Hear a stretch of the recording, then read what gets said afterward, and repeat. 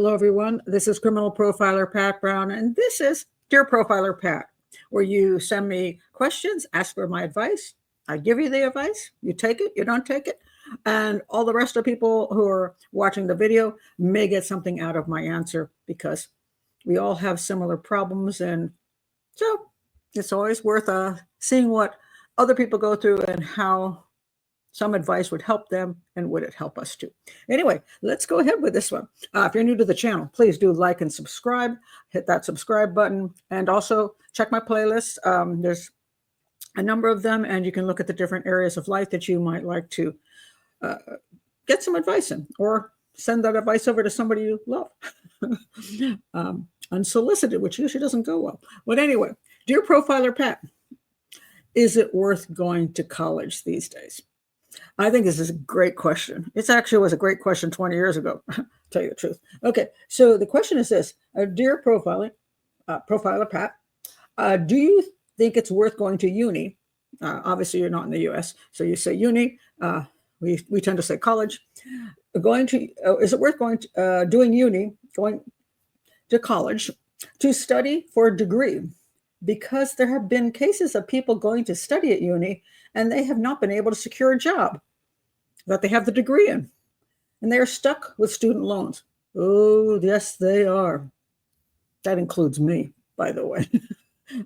I still have a student loan. Yes, because I went back to school when I was in my 40s to get my master's degree at Boston University. And I did it because I had a blossoming profiling career in my 40s, and I was hoping that this would enhance my career, even though I'd already studied profiling and hundreds of books on my own and gone to seminars and was a self-taught criminal profiler. People are like, but you don't have a degree. So I got a degree in criminal justice, which I thought, quite frankly, at that point in my life was quite easy because I'd already studied so much, and I got good grades, obviously. And then I had a $30,000 loan. And yes, it was nice to put that on the back of my books, master's degree from Boston University. And I did become a professor for a short period of time, developing the first criminal profiling program in the United States, which the college then proceeded to destroy. Other than that, really, I don't think it's done me a lot of good, except I can walk around and say, I have a master's and a student loan I can never pay off. But if I die, my kids don't have to pay it off. So there's that. So do you think more people should be encouraged to do higher level apprenticeships instead, so they can learn on the job at the same time and get paid? Excellent concept. Yes. So anyway, the biggest problem with going to college, especially these days, is it's so incredibly expensive. Now, there's always the people in the world who have very wealthy parents. They grow up in money, and their parents can, as long as they do a halfway decent job in high school, can get them into quite decent colleges and pay the whole bill. Is it worth it for them to do that? I would say, for the most part, yes, for two reasons. One is they're not going to have student loans. Two, if they're already from wealthy families, they probably have good contacts. So if they go straight through college and they have the ability to do well in society, and their parents can help them out finding those jobs and all that kind of stuff, doing whatever kind of internships they can get. Yes, I definitely think, sure, do that, especially if that's your interest. If you have an interest in one of these subjects that is kind of iffy, shall we say, liberal arts, I have a liberal arts bachelor's degree. That was useless. But it did get me into a master's program. Do you love English literature? Do you want to study French? Do you want to study philosophy? And I kind of love the old style, maybe the 1800s colleges, where you went to and you learned to think, the Socratic method and all that stuff. I'm big on that. But that's not the way colleges are these days. A lot of times these days, they're kind of, quite frankly, when I taught, my students were terrible for the most part. I mean, there was that group that were really good and were interested and worked hard, and the rest of them were trying to cheat and trying to get away with as little as they could do, because all they wanted was a paper. They want didn't want to put the effort out. And unfortunately, the administration just wanted the money. So they wanted me to let them cheat and give them high, inflate the grades just so they could keep the money rolling. So that's not, to me, a worthwhile college. Okay. So depending on where you get to go to really expand your knowledge and your brain, and you don't go broke doing it, and you love what you do, even if it is in a liberal arts kind of area, that can eventually, you go from your bachelor's to your master's, go into your PhD. You might indeed eventually work your way into a very decent job, but you better be sure the job exists, and you better be sure you have the ability to get that job. And when I say the thing about if you got wealthy parents that help you out, sometimes being in certain parts of society will help you. Where if you're in other parts of society, it's very difficult to get ahead because you don't have the social skills or the contacts. You can't network very well. You just don't have that ability. And that was kind of one of my problems because my father was high up in the government, GS-18. We lived in a fine area of town, but they weren't the most social people, my parents. And so we didn't hang out at country clubs or anything. So we were kind of like very normal people. And when I grew up, I had no clue how to network. I didn't know anybody that was anybody, so I was just a regular person. And so those contacts weren't there, and those abilities to socialize in certain parts of society weren't there. And I still don't have the talent or knowledge, even though I've been in television for years. I didn't fit well in that group either. So you have to consider who you are and who your kids are. If your kids are going, how are they going to proceed? The other thing I want to say is it's very worthwhile if they're going to go into college that they get into college right away and stay in it and get internships and things, something that when they're 22, 23 years old, they're already involved in the field in some way. Because when you go to school in your 40s and you come out, you don't get those internships. You don't fit anymore. It's very hard to get work. So a lot of people want to go back to school. And then it becomes like, I've seen people my age say, oh, I think I want to go back to school and become a criminal profiler. I'm like, and where do you think you're going to work? I can't get work in criminal profiling, in any kind of organization. I have my YouTube channel now. I write books. I'm developing a program for detectives. I have worked at police departments over the last 2 decades, but because of my age, I'm not getting hired into organizations. They're like, aren't you supposed to be retired? They're going to find themselves a 30-year-old, a 35-year-old, a 25-year-old who can will take cheap money. Of course, I probably would too. But anyway, but somebody who they can mold and looks really good, fits into their whole society, the business that they're in. They fit with, you want to go out for a drink. They laugh about the same jokes. They talk about the same music. They don't want grandma coming along. They don't. And so it's hard to get work at a later age. If you've gone back to college and you're trying to break into a field, it's very difficult. And then you've got your big fat loan that you're going to have to pay off for God knows how long, because our colleges are outrageously expensive. It's nonsensical. Other countries deal better with it than the U.S. So if you've got a country that you don't go broke in, fine. But in our country, even if you go to a local college, community college is almost tolerable these days. But if you go to a regular university, it's just ridiculously expensive. Even if you do it online, it's ridiculously expensive. I did an online because I wasn't in Boston. So it was a legitimate master's program, but it cost me $30,000 and I never set foot on that campus. And I know how much they get paid, those adjunct professors online. I did it. And it wasn't worth the money. I barely made minimum wage. And I don't even know if I made minimum wage, because you get paid by the class. And the more you teach, the more hours you put in, the less money you make. So some of these adjunct professors online, what they'll do is work for a whole bunch of colleges, teach like 10 classes and hardly do any actual work. They won't waste their time reading a whole paper. They'll just read the top line and decide to give an A or a B. And that's how they can manage to get enough money to make it worth doing. And it shafts the students because the students don't get a real professor. I was a real professor, but I was making crap for money. So it's very frustrating. But, you want to very much check whether there's any work in your field, and you got to be careful not to go through, ask the college if there's work in the field, because I'll tell you, yes. You have to actually see if it's work that you can actually get. Is there anything out there? Also, would you even like that work? Some people think that they'll like something. They don't realize that they're studying for something they don't even want to do.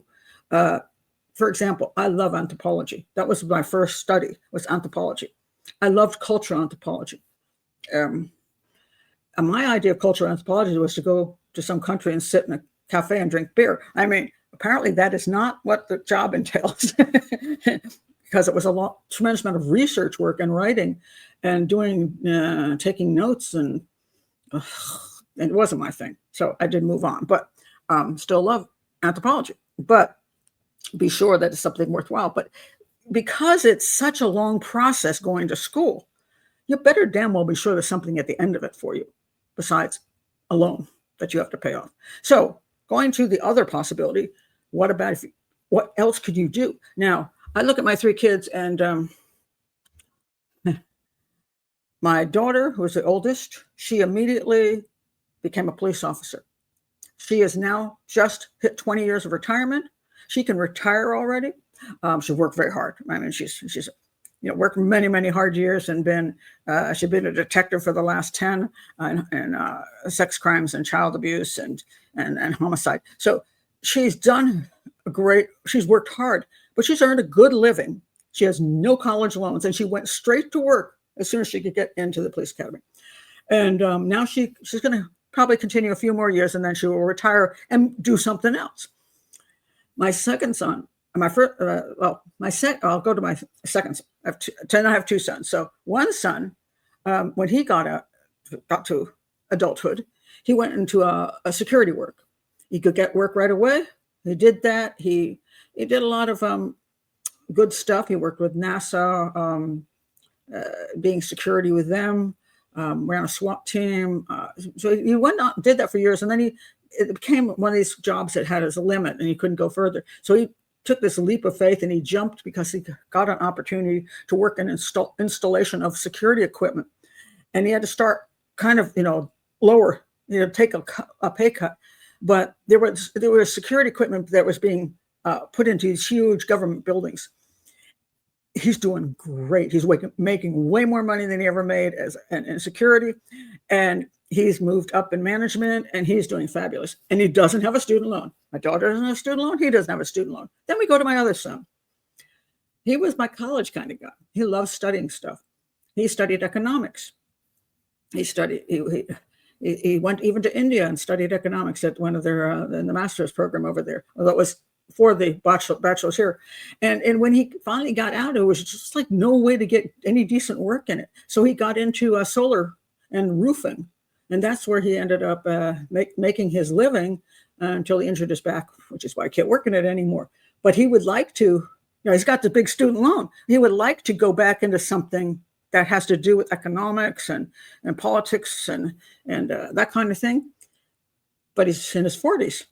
He's like, yeah, that's not happening. So what is he looking for? He is looking for some kind of job. You could get a skill, like go to study how to do MRI work, CAT scans at the hospital, a physician assistant. He's looking for exactly what you're talking about, to get something where you get a skill. Sign language interpreting, because I've did 13 years of sign language interpreting. And the great thing about sign language interpreting is if you know how to sign, and I studied signing, I became an interpreter, and what they want is somebody who will show up. So they don't really care about your past, because I did interpreting for 10 years. Then I went into criminal profiling, was away for many years, and like 2 decades. And then I decided I was starting in YouTube. I wanted to get out of the house. And so I called back the company and I said, hey, I'll do some part-time work for you if you want. And they're like, okay. Like, I haven't been around for 20 years, but they're like, okay, can you go to this job at 3:00 in the afternoon? Okay. I went. I started working 70 hours a week. I worked for the next 3 years. It was crazy. Why? Because I would show up. They wanted me to be able to sign and interpret.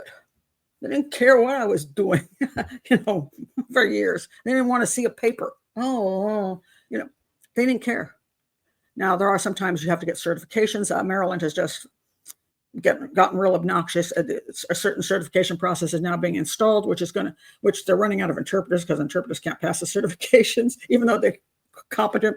So they're running into trouble because if you raise the entrance too high, then you have a problem. Once upon a time, you became an interpreter because you could sign and learned how to interpret. That's a skill. You can sign, that's a skill, and then to interpret is a skill. But now they want you to have a college degree. I'm like, why? What's the point? You just keep making people go for 4 more years and a liberal arts degree for no reason whatsoever and have a huge loan. And sign language interpreting, for the most part, is not exactly the most stable work as far as you don't get usually an independent contractor. You're not getting any kind of medical stuff or it's just that you're an independent contractor, so that's what you do. Luckily for me, I did have already had the bachelor's degree, but if you're going to make it harder and harder for people to get into the thing, more costly, you're going to have less people. So one would hope that there's ways to get into different businesses. I know there's like getting into plumbing, electrical work. I'm trying to think of all the other types of auto mechanics. There's a lot of places where you can go in as a journeyman and work your way up, but you get to start and learn on the job, like you're saying. And it's great because you actually are getting paid. And you have the chance to learn and then move up and have a stable job. And I will say most of those require hands-on kind of work, not just brain, but hands, because that's why they need people, because it's not, people just go to college and like, oh yeah, I've studied some books. No, can you fix this? Oh, no. Okay, well, and can you come to that location and fix that? When my son was doing roofing, you have to go climb on a roof. So, yeah, you have to learn the skill and then literally show up at the job. So those are really very useful jobs because those things, for the most part, also don't just vanish. They're not vague. It's like, look, my house is flooding. I need a plumber, and the plumber shows up, and you pay him. So it's a needed job, and no matter where you live in the world, you're going to be needed for that. So I really love internships. I wish we had more internships. I think there's too much time wasted with a lot of nonsense studies, which don't actually focus on what is needed. I think that like becoming a doctor is way too long. Becoming a dentist is way too long. Becoming a vet is ridiculously long and expensive. It's like a lot of the stuff you don't need. What you need is you need the skills, and which it mostly is skills. And a lot of the other stuff is just wasted time. So I would love to see more skill-driven training that you can go directly into and not waste time, and have whatever, if you're going to go to college, have what the reason you're going to college, because it's going to actually end up with a successful career, and not you're not working at Starbucks because you can't find a job, which a whole lot of people are. And there's a whole lot of people, working for Uber and for DoorDash because they can't get work in their field. It's very, very difficult. So they're doing whatever they can because, again, I call Uber. I will call DoorDash. I need those people. I don't really need a person who studied sociology. I need to get to the airport. Uber, I love Uber to death. I mean, it's fantastic because I can get everywhere. And in most countries I can use Uber, and it's great. And so it's something really needed. So yes, I would absolutely say if I had kids today, I would definitely be pushing them toward any kind of work that they can get training in, or become a journeyman, or start work right away and work, learn as they work, as opposed to going through 8 years, 10 years of college and going broke. Unless there's really something they want to do, there's really something at the end of it, and they can afford it and not have student loans. And if you are older, I will say this, your chances of getting work in whatever field is very limited. Unless, again, it is a type of job where they just need you desperately to show up. So sign language interpreting, they really don't care if you're 80 years old, you're in a wheelchair, they don't care. It's, can you be there? Like when you're needed, somebody's needed in the emergency room. Can you go? It's 2:00 in the morning. If you can go, they don't care what condition you're in. As long as you can use your hands, that's all that matters. You can't have severe arthritis because then you can't sign. But as long as your hands work, we don't care what your face looks like. We don't care what your body looks like. We want to know if you can sign. So that's a great job because you just have to show up. And so this is true for a number of fields. So those are the best fields if you're older, so that they don't care about your dang age. Because if you're going to work in a group and the group is going to want to hang out together, they don't want grandma and grandpa there. They don't. And even if you're 20 years older, they don't really want you there. So my son, he's 40, 41 or 42. He went in for a job the other day, and he says he goes in, and he's got a little panel in front of him, and he says he thought he spoke well and all this stuff, but he saw the people there were like 25. There was a couple of older ones, but there was like 25 and 20-year-olds, 25-year-olds, 26. And they looked at him like he was their father. And he's like, holy, I didn't think I've looked that old, but actually it could be their father. And they finished talking to him, and he said he walked out in the lobby, and he saw this young black gentleman there, and he has a nice suit, looked very handsome and well put together. And he looked about 25, and my son just walked over and said, "Well, congratulations," and he walked away. He's like, they're going to hire that guy. And sometimes it's cultural too. Just want to point that out. Sometimes people think there's a racial issue. It's like, I was a black person, I didn't get hired by these white people. I'm a white person, I get hired by black people. Sometimes it's just cultural. It's like when we talk to you, you're not culturally mixing with us. Again, we have different experiences. We have different music that we like. So there's a tendency to pick people that will match your age, your culture. And I say, unless you're, this age, it's very hard to get work unless you're working at a senior center. Then they're like, okay, you fit. It's like, so just be realistic. To be realistic before you leap and jump into anything that was going to wipe out, just wipe out your entire income and waste 10 years of your life going nowhere. So those are my thoughts on this. If you're new to the channel, again, please like and subscribe. And if you have had experiences with college, going to college, how you managed it, loan-wise, did you get where you were going? What age were you when you tried? Did you go into a field where you could get training as opposed to go to college? Love to hear all the comments, because you might have some great ideas for other people, because we all have different experiences in those fields and in our careers, and we're trying to have one that I think is really worth sharing with each other. So anyway, thank you for being here. See you next time. Bye.